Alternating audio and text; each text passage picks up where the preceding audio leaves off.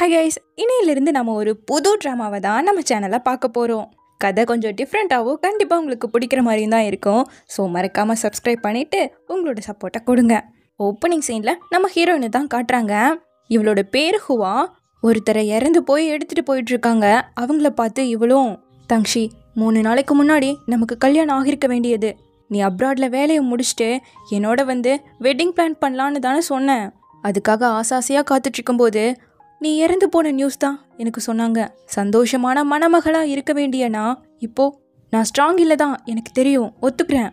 இருந்தாலும் உன்னை விட எனக்கு மனசே இல்லை. நீயே சொல்லு, உன்னை நான் தொடர்ந்து லவ் பண்ணுமா இல்லை உன்னை மறந்துடணுமான்னு சொல்லிட்டு சவப்பெட்டியில் கிஸ் பண்ணுறா. மனசே இல்லாமல் அப்படியே அவனை விட்டுட்டு போகும்போது முன்னாடி அவன் தான் வந்து நிற்கிறான். இவ்வளோ சுத்தமாக நம்பவே முடியல. அவன் பாட்டுக்கு கிஸ் பண்ண 2 பேரும் கிஸ் பண்ண ஆரம்பிச்சிட்டாங்க. இதெல்லாம் கனவோ நினைவோங்கிற மாதிரி கனவுலேருந்து நம்ம ஹீரோயின் எழுந்திருக்கிறான். அப்போது எழுந்துட்டியா சூசியான்னு சொல்லிட்டு ஒருத்தர் வந்து பேசுகிறாரு. கசின்னு நினைக்கிறவர். கார்டன் வேன்யூங்கிற கம்பெனியோட CEO இவர் தான். இவரோட பேர் மூஜின். நேற்று அந்த சடங்கில் நீ மயங்கி போயிட்ட, அதான் கொண்டு வந்து படுக்க வச்சோம், இப்போ பரவாயில்லையான்னு கேட்கும்போது அப்போதெல்லாம் கனவா உண்மை மாதிரியே இருந்ததுன்னு சொல்லிட்டு ஹீரோவை கிஸ் பண்ணால அதுதான் நினச்சி பார்த்துட்ருக்கா. இங்கே பாரு சூசியா, இறந்து போனவங்களால திரும்ப வரவே முடியாது. நீயும் அவனை மறந்துட்டு மூவ் ஆன் ஆக கற்றுக்கோ. நான் உனக்காக இன்டர்நேஷ்னல் ட்ரிப் அரேஞ்ச் பண்ணியிருக்கேன், போயிட்டு வா. இது அவனை மறக்கிறதுக்கு ஒரு வாய்ப்பாக யூஸ் பண்ணிக்கோன்னு சொல்லிட்டு நம்ம ஹீரோயினை வெளியூர் அனுப்பி வச்சாலும் 6 மாதம் ஓடிடுச்சு. இந்த 6 மாதமுமே உன்னை நினைக்காத நாளே கிடையாது. இதுவரை எதுவுமே மாறலை. நீ இல்லாத வாழ்க்கையை வாழ ட்ரை பண்ணிகிட்ருக்கன்னு சொல்லிட்டு அப்படியே சோஃபாவில் படுக்கிறா. பார்த்தா ஹீரோவோட மடியில் படுத்துருக்கா. என்ன பண்ணுற அப்படி சொல்லிட்டு இவன் பார்த்து கேட்க, ஐயோ திரும்ப ஹாலுசினேஷன் வந்துருச்சா என்ன திரும்பவும் இது நடக்குது, ஒரு நிமிஷம் இரு நீ பேசாதுன்னு சொல்லிட்டு ஃபோன்ல எல்லாம் சர்ச் பண்ணி பார்க்குறா. அப்போ எனக்கு ஸ்கிட்சோஃப்ரீனியா நோய் வந்துருச்சோ என்னமோ, நிஜமாவே எனக்கு உடம்பு சரியில்லையா, ஆனால் இவன் பார்க்க உண்மையான மாதிரியே இருக்கானேன்னு சொல்லிட்டு தொட்டெல்லாம் பார்த்துட்டு இருக்கேன். நீ ஹுவா தானேன்னு கேட்குறான். இல்லை பேசுத என்ன வாய்ஸ் கூட உண்மையாக இருக்குது. இல்லை இதெல்லாமே போய் தான் சொல்லிட்டு இவ்வளோ சமாதானப்படுத்த ட்ரை பண்ணிட்டு இருக்கேன். இவன் சரியான லூஸாக இருப்ப போலன்னு சொல்லிட்டு ஹீரோ எழுந்திருக்கும் போது டப்புன்னு அவன் மேலே ஏறி உட்காந்துட்டு பிடிச்சிக்கிட்டு விடவே மாட்றா. நீ இறந்து போயிட்டேன்னு எனக்கு தெரியும், இது மட்டும் இப்படியே கண்டினியூ ஆகிட்டே இருந்தா நான் என்னையே எழுந்துடுவேன்னு சொல்லிட்டு அவனை பிடிச்சிக்கிட்டு உட்காந்துட்டே இருக்கேன். இவனோட சிஸ்டர் வந்து, நியான் நீ எப்போ வந்தேன்னு சொல்லி கேட்க, உன் கண்ணுக்குமா இவன் தெரியறான்னு கேட்டுட்டு இருக்கா. அவன் அழகா இவளை தூக்கி நிறுத்தவும் என்னடா சொல்லாம வந்திருக்குன்னு சொல்லி கேட்க, என்னது பிரதரான்னு சொல்லிட்டு இவளுக்கு பயங்கர ஷாக்கு. இவன் பார்க்கறதுக்கு என்ன தங்ஷி மாதிரியே இருக்கான்னு சொல்லி கேட்க, ஹுவா நீ வந்ததுலேருந்து நம்ம சேர்ந்து சாப்பிடவே இல்லைல்ல, இன்னைக்கு நைட் சாப்பிட்லாம். அண்ட் இவன் என்னோட பிரதர், இவனோட பேர் நீயான்னு சொல்லி இன்ட்ரடியூஸ் பண்ணுறா. அண்ட் ஒரே முறைன்னு பார்க்க போக நீ இவனை அங்கிள்னு கூப்பிடணும்னு சொல்ல, என்னது அங்கிள்னு கூப்பிடணுமா, இவன் பார்க்க என்ன தங்ஷி மாதிரியே இருக்கான்னு சொல்லிட்டு பெட்டில் படுத்து புரண்டுட்டு கிடக்கா. ஒருவேளை நான் தங்ஷியை ரொம்ப மிஸ் பண்ணுறதால நியான் என்னோட கண்ணுக்கு தங்ஷி மாதிரியே தெரியறனோங்கிற மாதிரி யோசிச்சுக்கிட்டே இருக்கா. இல்லை சூமியா, நீ தான் ஓவரா திங்க் பண்ணிட்டு இருக்க. நியான் தங்ஷி கிடையாதுன்னு இவன் மனசு தேத்தும் போது பக்கத்தில் ஓடுற ட்ராமாவில் அம்னிஷியா வரக்கூட வாய்ப்பு இருக்குங்கிற மாதிரி சொல்ல, ஒருவேளை தங்ஷிக்கு அம்னிஷியா வந்துச்சோ. இல்லை இதை நாளைக்கே கன்ஃபார்ம் பண்ணி ஆகணும்னு சொல்லிட்டு ரவுண்ட் 1 தங்ஷினா சின்சான் அண்டர்வேர் தான் போடுவான். அடல்ட் யாரும் அப்படி போட மாட்டாங்க. ஸோ இதை வச்சு கண்டுபிடிச்சிடலான்னு சொல்லிட்டு ஓப்பன் பண்ணி பார்த்தா ஃபுல்லாக மஞ்சளாக இருக்குது. நைட்டில் இது பிரைட்டாக இருக்குமே அப்படிங்கிற மாதிரி பார்த்துட்ருக்கா. ரவுண்ட் 2 சரி இந்த கெட்டப்பில் என்ன பார்த்தாலாச்சும் அவனுக்கு பழசு ஞாபகம் வரும்னு சொல்லிட்டு கல்யாணம் பண்ண மாதிரி ட்ரெஸ் பண்ணிட்டு தங்ஷின்னு ஓடி வந்து விழ போக கரெக்டாக அவன் கேட்ச் பண்ணிட்டான். எனது அதே ஹக்கு அதே வார்மு, கண்டிப்பாக இவன் தங்ஷியா தான் இருக்கணும்னு சொல்லிட்டு, நீ தங்ஷி தானே எனக்கு தெரியும், உனக்கு எல்லாம் ஞாபகம் வந்துருச்சா அப்படி சொல்லிட்டு கேட்க, நீ என்ன மென்டல் ஆகிட்டியா, மத்தியானம் யாராவது இந்த மாதிரி ட்ரெஸ் போட்டு வருவாங்களான்னு சொல்லிட்டு இருக்கான். ஒரு பர்சனோட மெமரி அழியும் ஆனால் அவனோட பாடி மாறாதுன்னு சொல்லிட்டு ரவுண்ட் 3 தங்ஷிக்கு மில்க்னா அலர்ஜி, சரின்னு சொல்லிட்டு ஒரு டம்ளர் பாலை கொடுக்க அவன் அதை குடிச்சதும் அவனோட ரியாக்ஷன் மாறினதும், தங்ஷி நீ தானே அப்படி சொல்லிட்டு ஹக் பண்ண, ஏதோ பாலெல்லாம் கொடுக்குறா, குடிச்சிட்டு மணிக்கலான்னு பார்த்தா என்ன நீ பண்ணிட்டு இருக்குன்னு தள்ளி விட்டுட்டு இருக்கான். அடுத்து ஃபைனல் ரவுண்டு DNA டெஸ்ட் எடுத்து பார்த்தா தெரியும்னு சொல்லிட்டு இவளோட இறந்து போன ஃபியான்சியோட திங்ஸ் எல்லாம் எடுத்து வச்சிருக்கா. அதிலிருந்து அவனோட முடியை எடுத்தாச்சு. இப்போ நீயான்ட்டு முடியை பிடுங்கணும் இல்லையா, அதுக்கு வந்து அவன் செல்ஃபி எடுத்துட்டு என்ன பண்ணிட்டு இருக்கன்னு கேட்டுட்டு இருக்கான். இல்லை உனக்கு தலையெல்லாம் வலிக்கொள்ள, நான் உனக்கு மசாஜ் பண்ணி விடுறேங்க. எதுக்கு தேவையில்லாத வேலை பண்ணுவேன் வேணாங்கவும், இல்லை என்ன நம்பு ஒரு வாய்ப்பு கொடு அப்படின்னு சொல்லிட்டு அப்படியே மசாஜ் பண்ணி விட்டு முடிய பிடுங்க பார்க்க, போதும் உன்னை மனுஷன்னு சொல்லிட்டு எந்திரிக்க ட்ரை பண்ணுறானா, எப்படியாவது ஒரு முடியாவது பிடுங்கணுமே சொல்லிட்டு அவனை போட்டு அழுத்திட்டு இருக்கானா. அவனும் எழுந்திரிக்க ட்ரை பண்ணிட்டு இருக்கானா. அப்போ பக்கத்தில் இருந்து தட்டி விட அது அப்படியே அவன் தலையில போய் விழுந்துருச்சு. வெறியானவன் இப்போ குளிச்சுட்டு வந்தா அடுத்து, அங்கிள் உங்களோட முடிய நான் தான் ட்ரை பண்ண ஹெல்ப் பண்ண போறேன், எப்படியாவது நீங்க என்ன மன்னிக்கணும் இல்லையான்னு சொல்லிட்டு கிட்ட வரும்போது ஒயர் தடிக்க விட்டு விழ போகும்போது அவன் கட்டி இருந்த டவலை பிடிச்சி இழுத்து விட்டுட்டா. ஐயோ பார்க்க கூடாத பார்த்துட்டாளேன்னு சொல்லிட்டு கீழே இவ குனியா அவன் முழிச்சிட்டு இருந்தா. கரெக்டா தங்கச்சி வேற உள்ள வந்துட்டாளா. ஹுவா ரூயி நீ செத்தடி அப்படி சொல்லிட்டு கோவத்துல எடுத்து கட்டிட்டு போயிட்டு இருக்கான். ஆக்சுவலா நியான்ல பயங்கர பிளானோட தான் இங்க வந்திருக்கான். நம்ம ஹீரோயினோட ஹுவா குரூப்பை மொத்தமா காலி பண்ணணும்னு முடிவு பண்ணியிருக்காங்க. ரூச்சங்கோட செக்ரட்டரியை டார்கெட் பண்ணி வைர சுரங்கம் ஏலத்துல விட போறாங்களாமா. ஸோ அதுல இவங்க பெட் பண்ண போற பாட்டம் ப்ரைஸை கண்டுபிடிச்சிட்டோம்னா அதை விட அதிக ப்ரைஸ்க்கு இவங்க கூறி ஏலத்தில் அதை எடுத்துட்டாங்கன்னா எண்ணி 6 மாசத்துல அவங்களோட பெரிய ப்ராஜெக்ட் எல்லாம் நம்ம கைக்கு வந்துரும்னு பிளானை போட்டிருக்காங்க. ஸோ அப்படி ஹுவா குரூப்போட பிரசிடென்ட் இருப்பார்ல, அவர் செக்ரட்டரியோட ஃபோனை அவருக்கே தெரிய மாட்டே போட்டு வந்துட்டான். இப்படி அவங்க பிளான் படி எல்லாம் கரெக்டாக போயிட்டு இருக்கும்போது நம்ம ஹீரோயின் திரும்ப வந்ததா இவங்க எக்ஸ்பெக்ட் பண்ணாதது. அவள் தான் 6 மாதம் வெளிநாடு போயிட்டு இன்னும் அவனை மறக்க முடியலன்னு சொல்லி திரும்ப வந்துட்டாள்ல. ஸோ அவள் இதெல்லாம் கண்டுபிடிக்கிறதுக்கு முன்னாடியே இந்த வேலையை பர்ஃபெக்டாக முடிக்கணும்னு சொல்லி நினைக்கிறான். ஸோ இப்போது தூக்கிட்டு வந்து அந்த ஃபோனில் சேட் ஹிஸ்ட்ரியெல்லாம் செக் பண்ணி பார்த்ததுல அந்த ஏலத்தில் இவங்க என்ன அமௌண்ட் போட போகிறாங்க அப்படிங்கிறதெல்லாம் தெரியலை. ஸோ அந்த ஃபோனை தண்ணிக்குள்ளே போட்டு அதை முடிச்சுட்டு ரூச்சங்கோட ஸ்டடி ரூமில் தான் அந்த டாக்குமெண்ட் இருக்க வாய்ப்பு இருக்குங்கும்போது இப்போது ஹீரோவோட அக்கா தான் அந்த ரூம் கீயை கொண்டு வந்து திருட்டுத்தனமாக கொடுக்குறான். ரூச்சங்கோட ஒய்ஃபு தான் இவன், செகண்ட் மேரேஜ் போல். அதனால இவளோட தம்பியை வர வச்சு இங்கே இருக்க மொத்த சொத்தையும் அழிச்சு இவங்களோட ஃபேமிலிக்கு மாற்றிக்கணும்னு சொல்லி தான் இவங்களோட பிளானே. ஆனால் இன்னைக்கு ரூச்செங் வீட்டில் இருக்காரு. ஸ்டடி ரூமுக்கு போகிறது கஷ்டம், எடுக்க முடியாதுன்னு சொல்லிட்டு கீ அந்த பக்கம் போட்டுறேன். அப்போது நாளைக்கு நான் அவரோட ரிசர்ச்காக வெளியே போகிறேன், வரதுக்கு கொஞ்ச நாள் ஆகும், அந்த டைமை நீ யூஸ் பண்ணிக்கோ. ஹுவா குரூப்போட மொத்த சொத்தும் லூ ஃபேமிலிக்கு சொந்தமாக போகுதுன்னு பிளானை போட்டு பேசிகிட்டு இருக்கேன்.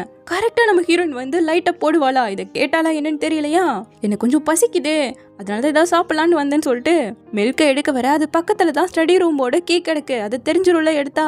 ஸோ உடனே அவளை பிடிச்சி இப்படி லாக் பண்ணிட்டான். இவன் மேலே இவளுக்கு ஆல்ரெடி ஃபீலிங்ஸ் இருக்குது, இப்படி வந்தால் இவளால் பேசுவ முடியும். அக்கா நீங்கள் போய் ரூமில் ரெஸ்ட் எடுங்க, நான் மிஸ் ஹுவா கூட கொஞ்சம் பேச வேண்டியது இருக்குன்னு சொல்லிட்டு மொத்தமாக டைவர்ட் பண்ணி விட்டுட்டான். அப்போ நீ தான் அந்த பொண்ணா? 6 மாதத்துக்கு முன்னாடி என்னோட ஃப்ரெண்ட் சிமெண்ட்ரிக்கு போயிருந்தேன். அப்போ ஒரு பொண்ணு திடீர்னு என்னை பிடிச்சி கிஸ் பண்ண ஆரம்பிச்சிட்டா.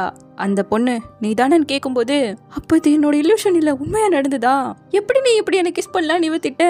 இல்லை நானே தானே அவனை தங்கச்சின்னு நினச்சி கிஸ் பண்ண ஆரம்பிச்சேன்ட்டு பேச வார்த்தையே இல்லை. உன்னோட கிஸ்ஸிங் ஸ்கில் பயங்கரமாக இருக்கு, ஆனால் அதை உன்னோட அங்கிள் கிட்ட காட்டினது தான் தப்பு. நான் கூட உன்னை என்னமோ நினச்சிட்டேன்னதும் விட்டா போதுண்டா சாமின்னு ஓடியே போயிட்டா. இதானே இவனுக்கும் வேணும். ஸோ அவனும் அந்த ஸ்டடி ரூமோட கீயை எடுத்து வச்சுக்கிட்டான். ஆனால் பாவம் இவ்வளோ ஃபோட்டோஸ்லாம் எடுத்து பார்த்துட்டு அப்போ நீ நிஜமாவே தங்கச்சி கிடையாதுன்னு சொல்லிட்டு ஃபீல் பண்ணிட்டு இருக்கா. தென் அப்படியே கட் பண்ண இன்னைக்கு நம்ம ஹீரோயினுக்கு பர்த்டே. ஸோ ஜின்னும் ஹாப்பி பர்த்டேன்னு பாட்டு பாடிக்கிட்டே கேக்கு கொண்டு வந்து வைக்க, உனக்கு இந்த டே ஞாபகம் இருக்கான்னு கேட்கும்போது எப்படி ஞாபகம் இல்லாமல் இருக்கும், 18 வருஷத்துக்கு முன்னாடி இதே நாள் தான் மீ ஆன்ட்டி உன்னை கண்டுபிடிச்சாங்க. இந்த நாள் தான் நீ அஃபிஷியலா சோஷியாவா ஆனதே. இந்த முக்கியமான நாளை எப்படி என்னால் மறக்க முடியும்னு கேட்க, என்னதான் நான் ஹுவா ஃபேமிலிக்கு திரும்ப வந்தாலும் நானே வாரிசாக இருந்தாலும் எனக்கு எல்லாமே ஒரு மாதிரி அன்ஃபெமிலியராகவே இருக்குது. அதுலேயும் ஒரு சந்தோஷம்னா நீ என்னோடவே இருக்கிறது தான் சொல்லிட்டு அப்படியே நின்றுட்டு இருக்கும்போது ஷூட்டிங் ஸ்டார் போகுது பாருன்னு சொல்லிட்டு காட்டிகிட்டு இருக்கா. அதை இவன் பார்க்கலையா, எங்கே அப்படி சொல்லிட்டு கேட்கவும் தோ இங்கே தான் போச்சு, சீக்கிரம் போயிடுச்சு, அதான் உனக்கு தெரிலங்கும் போது தங்ஷே நம்மளோட இல்லைல்ல, அவன் தான் இப்போ உன் கண்ணுக்கு தெரிஞ்சிருக்கான், அவன் இல்லைனாலும் உன்னை பார்த்துக்கிட்டு தான் இருக்கான். அண்ட் இது என்னோட பர்த்டே ப்ரெசன்ட்னு கொடுக்கும்போது அந்த பிரேஸ்லெட்டில் HRYன்னு போட்டிருக்கு. ஹுவா ரூயி இது என்னோட பேர் ஆச்சுன்னு கேட்குறா. அதான் தங்ஷி இல்லைல்ல, ஸோ இனிமேல் நீ சூசியாவா இருக்க வேண்டிய அவசியம் இல்லை, மூவ் ஆன் ஆகணும்னு சொல்லி தான் இதை கொடுத்துருக்கங்கிற மாதிரி சொல்கிறான். ஆக்சுவலாக நம்ம ஹீரோனுக்கு 2 பேர் இருக்குது. இறந்து போன அந்த ஃபியான்சி இருக்கான்ல, அவனுக்காக சூசியாவாக இருந்திருப்பா போல. பட் இப்போ அவளோட பேர் ஹுவா ரூயி. இவ அப்பாவோட சொத்து தான் நினைக்கிற ஹுவா குரூப் எல்லாம். ஸோ இப்போ பர்த்டே எல்லாம் முடிச்சுட்டு வரேன், நியான் பார்த்துட்டு டைம் எவ்வளோ ஆச்சு, என்ன இன்னத்தில் வேலையை சுற்றிட்டு வரேன்னு கேட்குறான். நீ எனக்கு இப்படியெல்லாம் போலீஸ் வேலை பார்க்க வேண்டிய அவசியம் இல்லைங்கும்போது வீட்டில் பெரியவங்க இல்லாதப்போ இருக்கிற பெரியவங்க தான் சின்ன பிள்ளைங்களை பார்த்துக்கணும். இவன் என்னமோ பெரியவன் மாதிரி பேசுகிறானே.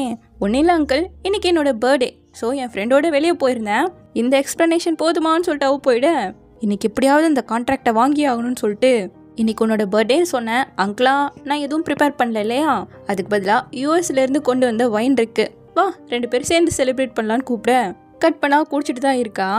ஏதோ பழைய காலத்து ஒயின்னு சொன்னேன், பக்கத்து கடை ஒயின் மாதிரி தான் இருக்கு, போய்க்காராங்க, நீ இப்படி குடிப்பேன்னு நான் எக்ஸ்பெக்ட் பண்ணலங்கிறான் இவன். நம்ம ஹீரோயின் சீக்கிரம் குடிச்சு மட்டையானா தான் இவன் பிளான் ஒர்க் அவுட் ஆகும் போல. சரி நம்ம வேற ட்ரிங்க் ட்ரை பண்ணலாங்க, ஓவர்லோட் ஆகிட்டா உன் கண்ணு மூக்கு வாயின்னு சொல்லிட்டு தங்ஷி உன்னை எவ்வளோ மிஸ் பண்ணுறது தெரியுமா, நான் அவனை பிடிச்சிட்டு உட்காந்துட்டு இருக்கேன். ஏதோ ஓவரா குடிப்பேன்னு சொன்னேன், இதுக்கே எப்படி ஆயிட்டுன்னு சொல்லிட்டு பிடிச்சி தள்ளி விட்டானா. அதில் அவளோட நெக்லஸ் கீழே விழுந்துருச்சு. அச்சோ ஹனிலா உனக்கு அடிபட்டுருச்சா, இரு நான் உனக்கு ஊதி விடுறேன் எல்லாம் சரியாயிடும்னு சொல்லிட்டு அவ அதை கொஞ்சிக்கிட்டு இருக்கேன். அவன் அங்கே உட்காந்து பார்த்துட்டு தான் இருக்கான். இது நம்ம ஹீரோயினோட இறந்து போன ஃபியான்சி கிஃப்ட் பண்ணது. இது நம்ம லவ்வோட ப்ராமிஸ்க்கான அர்த்தமா நான் இதை உனக்கு கொடுக்குறேன்னு தான் கொடுத்துருப்பான். அப்போ நம்ம இதை ஹனி லவ்னே கூப்பிடலான்னு சொல்லிட்டு அந்த செயினுக்கு 2 பேரும் சேர்ந்து பேர்லாம் வச்சிருந்துருப்பாங்க. தங்ஷி எதுக்காக நிறைய விஷயங்களை என்கிட்ட இருந்து மறைச்சேன், இருந்தாலும் உன்னை பற்றி நினச்சாலே நல்ல விஷயங்கள் மட்டும்தான் எனக்கு ஞாபகம் வருதுன்னு சொல்லிட்டு அவனோட கழுத்தியெல்லாம் தொட்டு பார்த்துட்டு இருக்க. அந்த பக்கம் போகுவாங்கிறான். அவளோ ஷர்ட்டுக்குள்ளெல்லாம் கையை விட்டு பார்க்குறேன்ட்டு இருக்கேன். ஹுவா அசஞ்சானா வையே, அப்புறம் மொத்தத்தையும் பார்க்க வேண்டியது வந்துருங்கவும். சரி நான் பார்க்காத ஏதாவது இருக்கான்னு சொல்லிட்டு அவனை பிடிச்சிட்டு உட்காந்துட்டு இருக்கா. 2 பேரும் குடிச்சிருக்காங்க. ஒருத்தர் ஒரு மாதிரி பார்த்துக்கிட்டே இருக்கேன். அவள் அப்படியே கிஸ் பண்ண போக இவனும் கிஸ் பண்ண வர அவள் மட்டையாகிட்டா. என்ன பண்ணுறது, இப்போ அவளை பெட்டில் படுக்க வச்சுட்டு வீட்டில் யாரும் இல்லை, அவளும் தூங்கிட்டு இருக்கால, இந்த வாய்ப்பை யூஸ் பண்ணிக்கணும்னு சொல்லி நேராக ரூமுக்கு வந்து டாக்குமெண்ட்லாம் எடுத்து ஃபோட்டோலாம் எடுத்து வச்சுட்டு வெளியே வரும்போது கரெக்டாக நம்ம ஹீரோயின் நின்றுட்டு இருக்கா. நீ என்ன பண்ணுற, என்ன மறைக்க பார்க்குறேன்னு கேட்க அவன் ஒன்றும் இல்லைன்னு சொல்லவும் இல்லை ஏதோ மறைக்கிறேன்னு சொல்லிட்டு பொடுங்க வராளா. வேற வழியே இல்லைன்னு சொல்லி அவளை பிடிச்சு சூசியா நான் தான் தங்ஷி என்னை மறந்துட்டியான்னு கேட்க அப்படியே ஆஃப் ஆயிட்டா. தங்ஷி எதுக்காக என்னை விட்டு போனேன், ஏன் இப்படி போனேன்னு அழுதுகிட்டு அவனை கட்டி பிடிச்சிக்கிட்டா. நீ எதுக்காக என்னை வீட்டு போனேன்னு சொல்லிட்டு பயங்கரமா அழுக வேற ஆரம்பிச்சிடேன். சரி அழுகாத, நான் எங்கேயும் போக மாட்டேன்னு சொல்லிட்டு இவனும் சமாதானப்படுத்துறானா.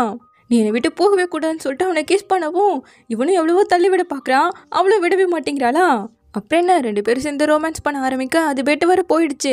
ஆனாலும் இவனுக்கு ஒரு தயக்கம், நீ ரூச்சங்கோட பொண்ணுங்கிறதால நான் உன்னை லவ் பண்ணக்கூடாது, ஆனாலும் நீ பண்ற ஒவ்வொரு விஷயமும் என்னை டீப்பா அஃபெக்ட் பண்ணுதோங்கிற மாதிரி யோசிச்சுட்டு ஒரு வேளை ரூச்சங்கோட பொண்ணா மட்டும் இல்லாமல் இருந்திருந்தா நான் லவ் பண்ணியிருப்பேங்கிற மாதிரி அவன் அப்படியே எழுந்து போகும்போது அவள் தங்ஷின்னு கையை பிடிச்சிக்கிட்டு என்னை விட்டு போகாதன்னு சொல்லிட்டு இருக்கா.